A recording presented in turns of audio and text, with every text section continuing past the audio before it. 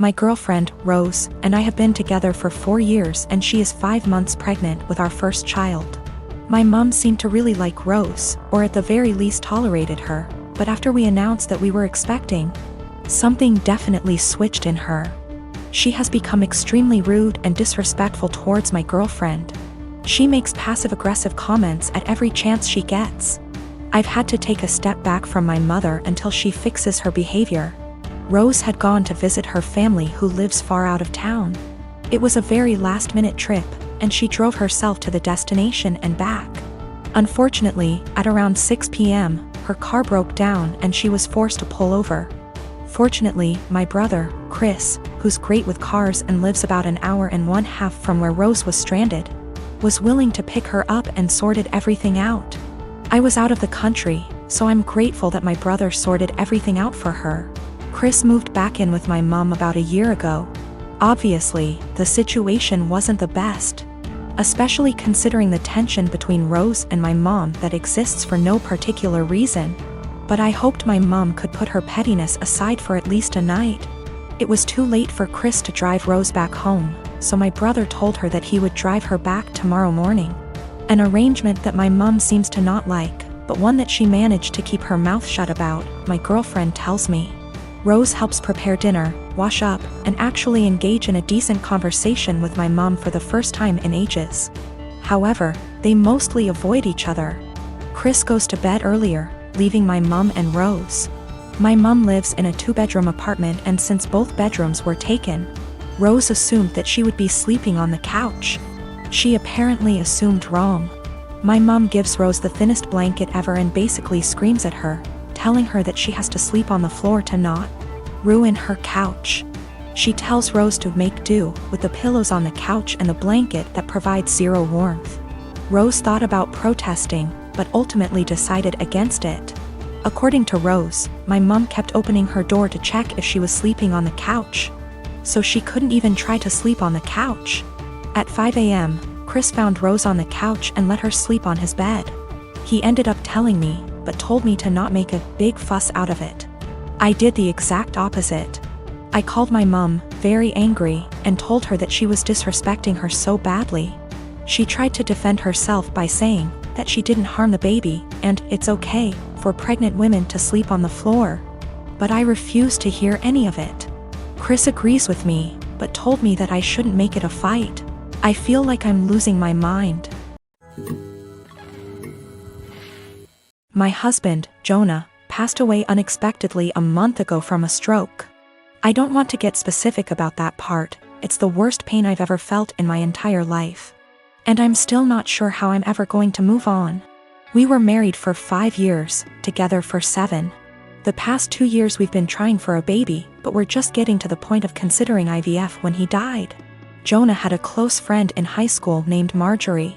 Marjorie also ended up going to the same university as he did, and they spent a lot of time together during those college years.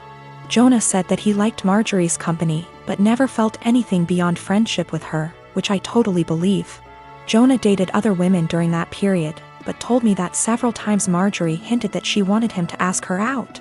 She also joked about wanting him to be her plan B in case she didn't meet someone and get married by 30. By the time I'd started dating Jonah, he had moved a couple hours away from his hometown, and Marjorie. Despite this, Marjorie immediately began finding excuses to come to our town and hang out, which usually involved her encouraging us to go drinking, and then her passing out on the couch at Jonah's apartment. I didn't mind her for the most part, but she had a habit of saying things like, "You know you ruined our marriage pact," and pointing out all the things that she knew about him, like what he took in his coffee, his favorite bands, etc. Over the course of our relationship, and especially after we got married, Jonah definitely put some distance into his relationship with Marjorie. He confided in me that he felt he had outgrown her and that they really had little in common anymore. He stopped responding to her invitations to hang out as often, though he would occasionally call to catch up out of guilt, especially when she would text him or leave messages saying she was so sad he was ignoring her, and the like. But now he's gone. I had him cremated, like he wanted. We haven't done the memorial service yet, it was too hard for me to even imagine the first couple of weeks. And I also wanted to give time for some out-of-state people to make travel plans. The memorial is this weekend. However, 2 weeks ago, I received an email from Marjorie sent to around 60 people, including Jonah's family, saying that she was holding a memorial service for Jonah in the town where they grew up, the day before his memorial here. I was completely blown away, seeing as she hadn't mentioned anything to me or even attempted to call. Along with the details, the email said that she was planning the memorial in light of the fact that no other service had yet been held in his memory, and he deserved to be laid to rest with honor. For the record, she was invited to the memorial, which I've been planning, and knew it was happening. I called her, of course, and told her that while I appreciated her willingness to help with Jonah's goodbye, I was already planning a service for him that would involve all of his family and friends. She immediately went on the defensive, and said that she had only started to plan a service when she realized I wasn't willing to do it in a timely manner. I told her that the timing wasn't her choice to make, but that if she wanted to have a memorial of some kind, to please just add on the invitation that his official memorial was going to be held this weekend. She said fine. I sent a message to all of Jonah's invited friends and family to make sure that they knew the real service, with both of our families, was going to be here, and then just washed my hands of the whole thing. This week I received a message on Facebook from Jonah's cousin, saying that Marjorie, who has apparently blocked me on Facebook, created an event for Jonah's official memorial service, her memorial, and invited everyone she possibly could. I've been getting blown up with emails asking which day the memorial is, and where. I'm honestly furious. I don't have the emotional energy to deal with this. I ended up putting a post up on my wall, reiterating the date of his service here, and asking people to please share it. Thankfully, I think the older members of the family don't use Facebook or email very often, so most of them haven't been confused, but a lot of people now think that Marjorie's service is the real one. I called Marjorie again, asking her to add an addendum to her event saying that his actual memorial was going to be here. She told me that Jonah would have wanted it this way, and that if I couldn't appreciate her efforts, I wasn't invited to say goodbye to Jonah. I told her that was fine, seeing as I'd already said goodbye to Jonah when I held him as he died. She hung up. Apparently she's now spreading information to her mutual friends with Jonah, saying that he was planning on leaving me because I wasn't able to conceive. She also said that we had approached her to carry a baby for us, all absolute lies. His cousin sent me a screenshot of a text where she said that Jonah always thought we would have the cutest baby together, and that angry widow doesn't understand how much he wants children. I'm at a loss as to what to do. I don't care what she says about me, but she's now tarnishing my husband's memory, especially saying that he wanted to divorce. Jonah would never have left me, and anyone that knows him at all knows that we were committed to each other above all else. I need to figure out how to tell this woman to off without encouraging her to spread more lies. And I also want to just forget the whole thing and crawl in bed and never get up again. My apartment complex didn't do traditional trick or treating on Halloween. Residents were advised to set out pre-packaged individual candy bags on their patios / front door areas if they wanted to participate, but the traditional knock-on-door, physically hand strangers candy was not permitted. So, Halloween comes and the kids are all dressed up and each building has a scheduled time where the kids go door to door. I ended up having to work late, so my neighbor offered to walk my kids around with hers at our building's scheduled time.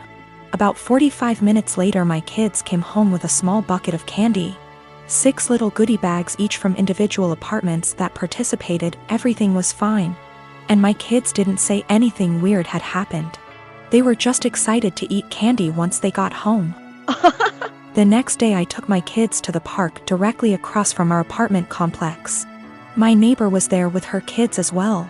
The kids were playing and she took out one of those individual goodie bags with candy in it from her purse and started to loudly rummage in it. She ate several pieces of candy and my daughter eventually noticed. Ran up and asked if she could have a piece, and my neighbor responded, "Nope, this is my tax candy. Remember that this was my reward for taking you trick or treating last night." I was a little weirded out by that statement and asked what she meant. She said that since she is the one who had to take the kids out, she took 5 bags from each of my kids as a tax. Her son then chimes in and said, "You only took 2 bags from us." She responded with, "But I'm your mom. I was doing OP a favor so they get a higher candy tax." I was thinking about how to respond when I noticed that she was holding a Starburst candy and decided to just smile and nod, and go back to watching my kids. I let her continue to finish off the bag of candy and then said, "Hey, aren't you vegan? You know a lot of those candies are made with animal products, right?" I explained what gelatin was and how a lot of those candies are made with it. She was horrified, Googles it, and then told her kids that they were leaving. She said something about how she was going to be sick and stormed off. Now she's giving me dirty looks every time we see her and won't let her kids play if she shows up at the park and we are there. My husband thinks I'm an asshole cause I should have either not said anything about the gelatin or said something right away when I noticed. I don't think it's my job to tell a vegan what is and isn't vegan though, and she deserved it for stealing candy from little kids. When we got home from the park after the gelatin incident, I sat my kids down and asked why they didn't tell me that the neighbor took half of their candy. My oldest kid is 6 and my youngest kid is 4. 6-year-old explained that as they went door to door during their designated trick-or-treating time, she would have my 4-year-old grab 2 bags instead of 1 from each apartment for the majority of them. She explained it to my kids that they were grabbing extra bags for her to be handed over at the end as taxation. So either freaking way she was directly taking candy from my kids or taking candy from other kids through mine. As for the authenticity of her vegan sim, I may have exaggerated when I said super vegan when I first posted this. She claims to be vegan and is very in people's faces about the benefits, etc. It's 100% about the health side. She brags about veganism curing cancer, diabetes, even some mental health issues. I have never once heard her talk about the benefits for animals. She also sells herbal tea products, customized gym clothing, etc., so she totes a pretty big vegan lifestyle. If that makes sense. Now for the gelatin. She knows what gelatin is, she knows what it's made out of, she knows that there are obvious things that she can't eat. But she had no idea that a lot of candy specifically had gelatin apparently. When I told her that they had gelatin in it, she knew what gelatin was but Googled the candies to see if I was correct. I think she is either really dumb or she eats non-vegan stuff all the time when no one's watching, and had to pretend to be horrified about it at this point. Cause a lot of you guys have pointed out that you literally can't be vegan and not know these things. I'm not vegan, I'm not even freaking vegetarian, and I know these things. I have looked up career possibilities as a moving military girlfriend, maybe someday wife. My boyfriend really wants me to go with him, but I don't know if it's the best thing for me, career-wise. Currently, I'm in school, going for my bachelor's degree. I only have 2 years left, and after that, I plan on getting into law school. He's in the Air Force, stationed in Texas, which he's been here for about 3 years now. We have been together for 1.5. Knowing that he's going overseas, it's possible he'll be stationed in different countries for a few years. What's holding me back is my career. Law school isn't meant to be jumping around from country to country without knowing where you'll land permanently due to the bar exam. Also, we aren't married and I don't know if I should risk my career, which I've been very committed to being a lawyer, for a future that's a bit warped. I did see that I can become a programmer and it'll be versatile, but that's not what I truly want to do. Sure, Hawaii seems amazing, but more of a 3-year-long vacation with a questionable future. We both agreed that long distance wouldn't work since I would be all the way in Texas. Is it bad that I want to go but don't want to risk it all just to be put in a bad situation of misery? Also, if I do go, I'd have to transfer schools and go to school in Hawaii. That's already a very high tuition that has to be paid by FAFSA and student loans. Quite frankly, I'm also afraid that I won't be able to sustain myself separately from my boyfriend's income. I like to feel independent and know that I can fend for myself. Maybe that's a pride issue? I don't know, but I do know it's a high standard of living. That also adds to the jumble of thoughts. I will also admit, I am fairly close to my parents. In my Hispanic household, we have always been very united. I currently work with them in their small business because it benefits the both of us. I can go to school with a flexible schedule and still make good income, and they have a stable employee. That's something my boyfriend never really knew growing up.